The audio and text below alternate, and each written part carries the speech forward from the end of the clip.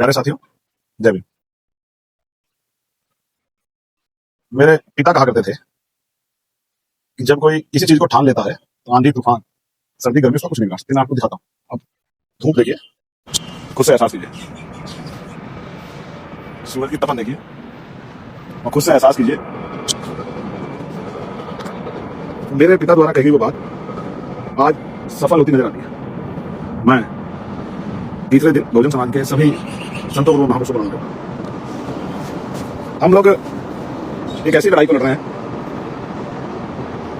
जिसके परिणाम क्या होंगे ये तो हमें नहीं पता, लेकिन हुक्मरानों को एहसास जो है कुर्सी लेने का हुआ है, इस बात के लिए मैं नौजवानों को जिंदाबाद करता हूं।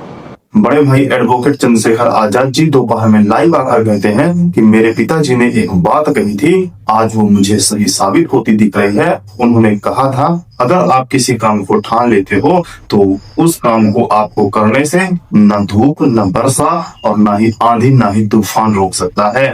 तो वो कहते हैं कि ये आज मुझे सही होती साबित दिखाई दे रही है। आप जान रहे हैं कि मैं यहाँ क्यों बैठा। मुझे उम्मीद थी कि आज लोकसभा में चर्चा होगी, लेकिन हाउस एडजर्न हो गया हंगामे के चलते। उससे पहले सरकार के 2 सीनियर मंत्री मुझसे मिलने के लिए आए, ये कहने के लिए कि मुझे जिद छोड़नी चाहिए और ये अपनी लड़ाई जो है लोकसभा में चर्चा के दौरान अपनी बात को मजबूती से रखना चाहिए।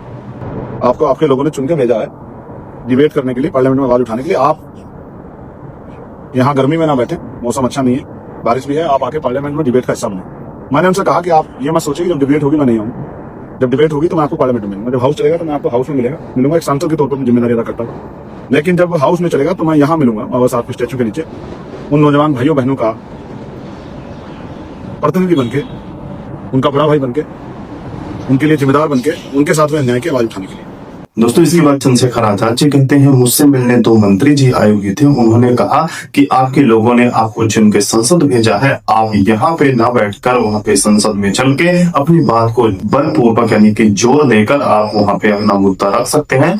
दोस्तों, चंद्रशेखर आजाद जी ने इसका बहुत ही अच्छे से जवाब दिया है कि जब भी संसद में डिबेट होगी मैं आपको वहीं पे मिलूंगा, लेकिन डिबेट के बाद मैं आपको यहाँ मिलूंगा, अपने लोगों का, अपने भाइयों का, अपने सभी लोगों का यहाँ पे एक मजबूत पिलर बन के उनके लिए की लड़ाई लड़ता हुआ मैं यहीं पे आपको मिलूंगा। उन्होंने मुझसे पूछा कि हम ये जानने के लिए आए हैं कि आप जो यहाँ बैठे हैं, हम कैसे जो है आपकी मदद कर सकते हैं। तो मैंने उनसे कहा कि मदद तब होगी जब शिक्षा मंत्री इस्तीफा देंगे, उसके बाद ही कोई बात आगे बढ़ेगी। पहले शिक्षा मंत्री इस्तीफा दे, फिर बच्चों को पीटने वाले कमिश्नर पे, जिसने बच्चों को पिटवाया दिल्ली कमिश्नर पे कार्रवाई हो, चिन्हित करके उन अधिकारियों पर कार्रवाई हो जिन अधिकारियों ने, जो फोटो में आ रहे हैं, वीडियो में आ रहे हैं। क्योंकि सर्वोच्च न्यायपालिका ने तो कह दिया कि अभी मैंने पढ़ा कि भाई हम पे एग्जैक्ट क्या काम है आपको बता देता हूं। मुझे अभी भेजा गया है कि सर्वोच्च न्यायपालिका ने इस पे क्या कहा है। हमारा समय बर्बाद मत कीजिए, हमें वीडियो में कोई दिलचस्पी नहीं है, वीडियो देखने का हमारे पास समय नहीं है, ये हमारी सर्वोच्च न्यायपालिका ने कहा है।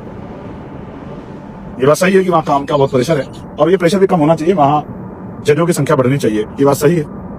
और उसमें सामाजिक न्याय भी होना चाहिए। उन सब लोगों को अवसर मिलना चाहिए जिनको अवसर नहीं मिला, जो इसको डिजर्व करते हैं। जब हर चीज के लिए एग्जाम होता है तो all India judicial service commission, जिसकी मैं लंबे समय से मांग कर रहा हूँ, आज के इस फैसले को सुनकर मेरे मन में फिर वो बात है कि वो होना चाहिए। दोस्तों, इसके बाद चंद्रशेखर आजाद जी ने कहा कि मुझसे उन 2 मंत्रियों ने पूछा कि आप क्या चाहते हैं। दोस्तों, चंद्रशेखर आजाद जी ने बताया कि सबसे पहले तो धर्मेंद्र प्रधान का इस्तीफा होना चाहिए, इसके बाद ही हम बात करेंगे। सबसे पहले उसका इस्तीफा हो जाएगा, इसके बाद जो दिल्ली का कमिश्नर है जिसने ये सारी हरकत करवाई है उसको इस चीज का जवाब देना होगा। तो मैंने उनसे कहा कि जिन बच्चों को ने सुसाइड किया उसके जिम्मेदार मंत्री जी हैं, उनको जो है उन परिवारों को कम से कम 1-1 करोड़ रुपए का मुआवजा मिलना चाहिए। जो घायल हुए हैं उनकी चिकित्सा देखभाल होनी चाहिए। और एक ऐसी पॉलिसी बनना चाहिए, परीक्षा पॉलिसी, जिसमें नौजवानों के साथ अन्याय न हो।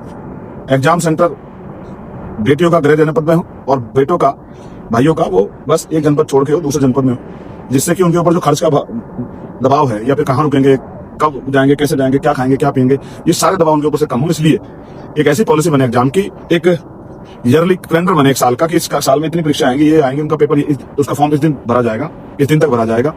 ये उसकी एग्जाम डेट है, इसी एग्जाम डेट में होगा, कोई लीक नहीं होगा, कोई घोटाला नहीं होगा, इस डेट में रिजल्ट आएगा। इस बात के साथ जो है ना एक कैलेंडर भी बनना चाहिए। ये बातें मैंने उनसे कही। और चंद्रशेखर आजाद जी ने इसके बाद बहुत सारी घोषणाएं की हैं। चलिए आपको लाइव सुनाते हैं। और कैसे हमें इस प्रोटेस्ट को, जो ऐसी ताकतें जिस प्रोटेस्ट को आंदोलन कमजोर करना चाहती हैं, इसमें हिंसा कराना चाहती हैं, जिन्होंने हिंसा का सारा उत्तर भी आंदोलन को बर्बाद करने के लिए, इन बातों को भी ध्यान में रखते हुए इस आंदोलन को कैसे मजबूत किया जाए, कैसे सरकार को दबाव बनाया जाए कि वो मजबूर हो कि वर्तमान के शिक्षा मंत्री इस्तीफा दें और ऐसे व्यक्ति को शिक्षा मंत्री बनाया जाए जो, मैं तो कहूंगा कि सोनम जी को जो है, सोनम वांगचुक जी को है, उन्हीं को शिक्षा मंत्री बना दिया जाए। मैं सरकार से मांग करता हूं कि जल्द से जल्द उनका जो है वो अनशन भी खत्म कराया जाए। उनकी जान कीमती है, जो बच्चे भूख हड़ताल में उनकी जान भी कीमती है, उनका भी ध्यान रखा जाए, उनका अनशन खत्म कराया जाए। सोनम जी को जो है नया शिक्षा मंत्री बनाया जाए, मेरी तो ऐसी अपील है। लेकिन जिस भी व्यक्ति को बनाया जाए, सवाल यह है कि क्या वो बनने के बाद इस नीति को लागू करेगा। इसलिए मेरे लिए नीति बड़ी महत्वपूर्ण है। इस्तीफा तो हो, इस्तीफे के साथ साथ नीति भी लागू, जो मैंने कहा कि फेयर एग्जाम पॉलिसी बने और उसमें ये ध्यान रखा जाए कि निकटता के साथ जो है पेपर को, यानी कि यहाँ के दिल्ली के बच्चे का कश्मीर में गिर दिया और सहारनपुर के बच्चे का लखनऊ में गिर दिया और लखनऊ के बच्चे का बिहार में गिर दिया, इस तरह से नहीं होना था। ये भी ध्यान रखना चाहिए कि ट्रांसपोर्टेशन में जो खर्चा आ रहा है और रुकने उसमें जो खर्चा आ रहा है, ये भी समझना चाहिए कि मिडिल क्लास परिवार कहाँ रुके। आपने मुझे सुना, धन्यवाद। 8:30 बजे दोबारा मिलेंगे। मैं आपका भाई चंद्रशेखर आजाद। संघर्ष जारी है और संघर्ष अब आगे बढ़ेगा, पीछे नहीं जाएगा। मैं आपको विश्वास दिलाता हूँ, संघर्ष अब आगे बढ़ेगा, इतना मजबूत होगा कि पूरे देश के कोने कोने तक संघर्ष। जय भीम, जय भारत, जय मंडल, जय जोहार, जय संविधान, जय जवान, जय किसान, जय लोकतंत्र, जय विज्ञान।